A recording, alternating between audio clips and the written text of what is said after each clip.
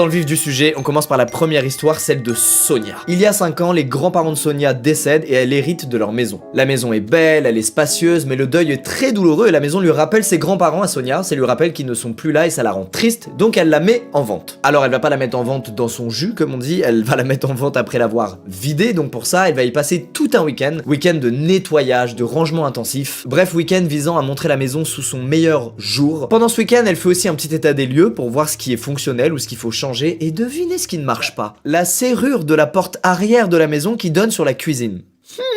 Bref, on est lundi, la maison est nickel et les visites commencent. La première, c'est un couple avec un bébé qui ont malheureusement trouvé la maison trop vieillotte pour eux, elle est peut-être encore un peu trop dans son jus. La deuxième visite, c'est celle d'un couple de retraités qui a un peu le comportement genre que beaucoup de gens parmi nous, je pense, ont en visite. C'est-à-dire que pendant la visite, ils font genre que c'est grave cool, qu'ils sont grave intéressés, et après la visite, ils donnent zéro news. Clairement, ils ont pas aimé. Juste, ils ont eu pitié pour Sonia et ils ont pas osé lui dire que la maison n'est pas ouf selon eux. La troisième